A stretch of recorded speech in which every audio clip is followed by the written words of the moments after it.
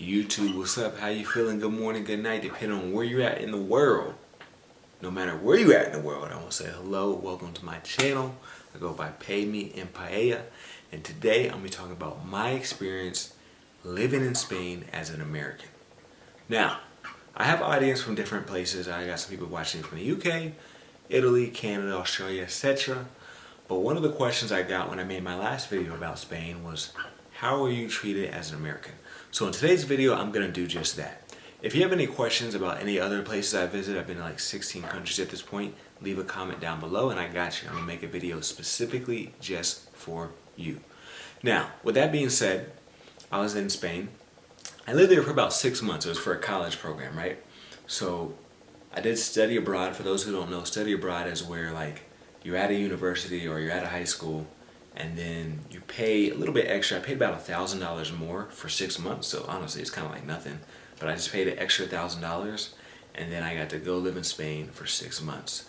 So after I lived in Spain for 6 months, I came to some conclusions. I had some cultural shocks during that time. That's an amazing experience. But in today's video, we're going to go over that. I just want to tell you real quick what study abroad is. And if you were thinking about doing study abroad, I want to say I have no regrets. I have people that hit me up was like, yo, I'm sorry I discouraged you from going to Spain. I wish I would have did it secretly. And that's what it is. You're going to have some people prior to you going who are going to feel some type of way. Maybe they hate on you. Maybe they're jealous. Maybe they're just ignorant. People told me like, hey, you're going to get kidnapped when you go to Spain. I'm like, where you get this from? You'll be amazed how many Americans believe Spain and Mexico is the same thing. But that's a whole nother conversation. So without further ado, let's get to the main topic of this video. How I was treated as an American living in Spain. I want to first give the clarification, because different cities have different cultural backgrounds, that I was living near the Madrid area. So you have Madrid, Spain, which is like the capital city, right? And then the two big cities are Madrid and Barcelona. But I was in the Madrid area. Where I lived versus downtown Madrid was like a 20-minute train ride, so very convenient. First day I get there, I meet my Spanish family. They kind of got an attitude like, more so the mom than the father. So it's two older couple, they're probably like in their 60s, 70s. When I go to introduce myself, the mom's like, she kind of brushed me off. And it's funny because even one of my Americans who went with me, because you go with like a group of people, she noticed it too because she brought it up later. Like, hey, she had an attitude when she met you the first day. I was like, yeah. Come to find out later on that I guess she had second thoughts about being a host mom. So originally she signed up some time in the past and she ended up regretting it. One of the advisors told me this later on, so I ended up having to switch, and we can get into that story. But long story short, this is my first impression. She's like, huh. So I'm like, all right, whatever, different culture. I'm still not taking it personal at this point because I understand in different cultures people act different. Certain cultures are more cold, right? But it's not the best first impression. So she's speaking to me in Spanish. We're having an obvious language barrier because at this point my Spanish wasn't as strong. And that even gave her more of a reason to have an attitude. Like, right? So we go to unpack. I go back to her apartment. We go to unpack. I laid my stuff down in my room. And then I come out to the main room where everyone's at. I try to sit on the couch. She's like, no. And she's saying some stuff in Spanish. For whatever reason, this weird lady did not want me to stay anywhere other than my room. I look back at it now as a mature person who's older. I'm like, this lady was a weirdo and potentially, I don't want to jump to conclusions, but she may have had some problems with the way I appeared, right? But anyways, she's like, no. I was like, all right, whatever. I'm still brushing off. I'm still not thinking, I'm getting the cold vibes, but I'm still not thinking like it's too bad. Because remember, the younger you are, the more happy, you're just happy to be here, right? So I'm like, I'm in Spain, baby. I'm in Spain. I'm in another country. So she takes me outside and she says, I'm going to show you the neighborhood. Another thing, I actually found out this lady lied about her level of English as well later on, because I guess it was her way of getting me to speak only Spanish to make sense. But to flat out lie to me is crazy. But anyways, yeah, this whole thing is like deceptive. She was a very deceptive person. But we go to the neighborhood. She said, let me show you the neighborhood. So we're walking around the neighborhood. And we see some people she knows or whatever. So she doesn't introduce actually. She sees a young couple I guess they got a kid. She's like, oh, she's talking to him in Spanish. Hey, how are you? Da da da da. She's playing with the baby, and I'm just kind of sitting there because I'm like, she didn't really introduce me, and at the same time, I'm in the first day in the country. I don't know what's going on. I'm looking like, I'm looking like a fish out of water, they say, right? So, long story short, she's playing with the kid. The young couple is looking at my energy, and they're noticing I'm kind of like in the background, like just chilling. She whispers some stuff in Spanish, da, da, da, da, American. And that's when they kind of just gave me the head nod. I was like, oh, okay. And then that was it. So that's when I began to really feel her vibe, like, oh man. And then I went back, after she showed me the neighborhood, we walked around for a little bit. We went back to the apartment, and that's when I'm kind of guessing. And then I met her husband.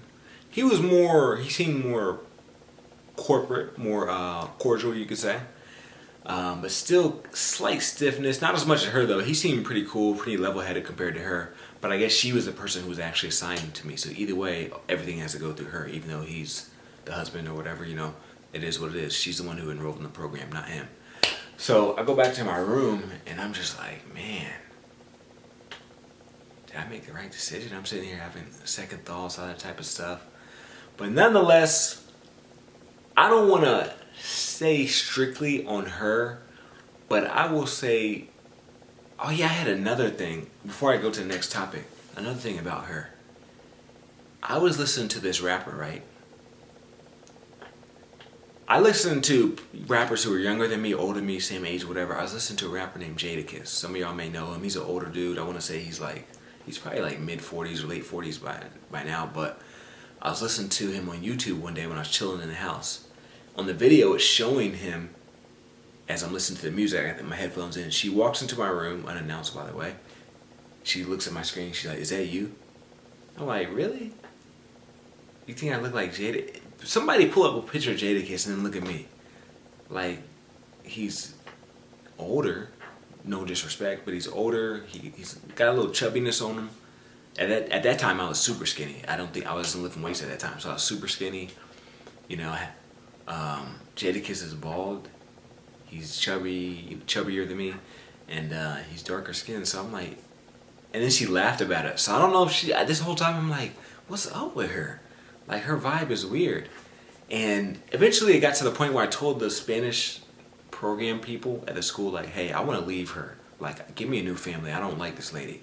She's like, okay, yeah. And that's when they finally told me about her. She never really wanted to do the program in the first place. She had second thoughts, blah, blah, blah. She's just doing it for the money. I'm like, come on. Y'all could have assigned me someone different or told me that from the beginning. It makes sense why she had all this. But either way, she didn't ruin my vibe. And I will say I met some great, amazing people there. But I want to go to how the actual locals treated me, the people who were in my age group. Because that was one of the only, like, older 60, 70 plus age people I talked to, other than like the teachers at the university, which they all show me respect. Except one lady, she would always like look me up and down like, I'm like, she looked like she'd seen a ghost or something. I don't know if she'd never seen an American. Well, she had to see Americans because the whole thing was American. Maybe she'd never seen a black person. I don't know. But sometimes you get weird vibes from the people. I want to say when you're in Spain, it's not like America. In America, if you look at someone for too long, or if you just, somebody be like, what's up? What you looking at? Like, what's going on? They're going to ask you questions, or they're going to give you a little bit of hostility, right? In their culture, it's not considered disrespectful to look at people. So when you're walking out in public, just know people are going to look at you, regardless if you're male or female, young or old, and that's not considered disrespect. So they may be curious about you. Okay, we can tell he's American by the way he carries himself, by the way he dresses, whatever. They are going to look at you. That doesn't mean that they hate you. It's just part of their culture. It's not considered disrespect over there like it is in America. So get used to that. If you're going to be going to Spain, whether it's travel to live, that's one thing I must tell you. As far as how the people treated me, I felt like for the most part, it was good. I don't think I got too much hostility. I don't think I ever, I feel like no one really went out of their way to hate on me. This is how, if I were to give a percentage of my interactions with people between the ages of 18 and 40, this is how I would summarize it. Maybe about 50%, maybe half, felt indifferent. Like, okay, you're another person. Maybe 40% treated me, it wasn't bad, but it was just kind of odd. Like, I feel like there's a different hierarchy in Spain when it comes to the different groups versus America. So I feel like when they treated, the 40% that treated me odd, they either would give me like the weirdest looks, or they didn't want to talk to me at all, or maybe there were slight microaggressions, or maybe for whatever reason we just didn't connect. So that's probably 40%. 50% felt indifferent. It was like talking regular. And then maybe 10% were like super curious. They're like, oh, I'm messing with you because you're American. Or I'm messing with you because this. You know, exterior things, right? Superficial things, which I'm not complaining about. I'm just giving you a breakdown based on my experience. And even though I lived in Alcalá de Henares, which is 20 minutes from Madrid, part of the school program there was taking us all around. So don't think I'm only limited to this one region in Madrid. We went to all the mini all the mini suburbs within the Madrid area. We even went to like the southern Spain, to like Almeria, Granada, random, even small cities. We went to one small city, it was like 2,000 people, right? So we went all over. We even went to some of the more northern parts, like we went to Toledo and stuff like that, seen the medieval knights. So we went pretty much everywhere except the far northwest, Barcelona and Valencia. Other than that, in like this far small southwest, like Cadiz and all that, like that ocean city. But other than that, we went a lot of places. I will say this: the southern part of Spain has a stereotype or a reputation of being more friendly. So you may enjoy that more. Madrid, which is the center, which is kind of neutral. That's how they feel. You kind of say, okay, they're kind of neutral, indifferent, blah, blah, blah. The South has a reputation of people being more friendly. I remember when I was in southern Spain, you know, we went for a field trip for I think like a week or something. I met an older person. I was just walking on the beach, right? Met an older guy, older gentleman. You know, he bought me food. Because they had a bar on the beach. He was like, hey, blah, blah, blah. He bought me food. I'm like, at the bar. I was like, okay, this is kind of cool. He's like, let me introduce you to my children. They're the same age as you. I was like, okay. Looking back at this, it could have ended up in some dangerous situation. I don't recommend people do it. Thankfully for me, it ended up working out fine. But went back to his house. He introduced me to his daughter and son, who were the same age as me. So, boom, they was like, oh, we got more food here. How you doing? Blah, blah, blah. His son's like, yo, I've been studying English. His daughter is potentially interested in English. We exchanged information. We kept in contact for a little while, a few little years before we eventually went our separate ways. But very cool people, very humble, very down to earth. I enjoyed their company. They looked out for me when I was there. But that's just a vibe that you get when you're in southern Spain. Like, it's more, just like in the United States, the South has southern hospitality. That's how it is. They're more hospitable down there, more touchy-feely, more on you, etc. So I think you'll like it, the southern part. Now, the north is, they're considered somewhat cold. I have been told that Barcelona, specifically, and a lot of those other small cities that touch the ocean are not the same. That they're a little more open-minded, things of that nature, more warm. But typically the north, like Toledo, or I think the other big city is Bilbao, they're a lot more, they're not as approachable. They're a lot more cold, a lot more like, you know, they kind of got that stereotype there. So it's just an idea. If you're an American, I feel like for the most part, you don't have too much to worry about. When it comes to the bars and nightlife, you'll probably stick out a little more there because people have the liquid courage in them. So now they can actually ask you the questions they wanted to ask you. How's life in America? How do they treat you? What's going on? What's up with your boy Donald Trump? All the questions they secretly want to ask during the day, but they don't know how to ask you. So once they take a couple of drinks, okay, I got confidence now. Let me go and talk to this American and see what's going on. And the good thing about Spain, though, is you'll see that it is a very international place, and it's because it's one of the safer European countries, you're going to meet other Americans there. So even if you do run into a few Spanish people who you don't click with for whatever reason, you're going to find your group of Americans. I met a decent amount of Americans there, but they also have something called Erasmus, Eramus. It's more of a European thing than an American thing, but it's like their version of study abroad. So you're going to see you're going to see Italians, Germans. I met some cool people from France, the Netherlands, all that. Spain is one of the popular choices with Americans and Europeans. So you're going to see a lot of mixture, especially if you're in the bigger cities. But I'd say give it a chance. You know, all in all, it wasn't too bad. But yeah, I just want to make this quick little video. Hope you have a nice night. Peace.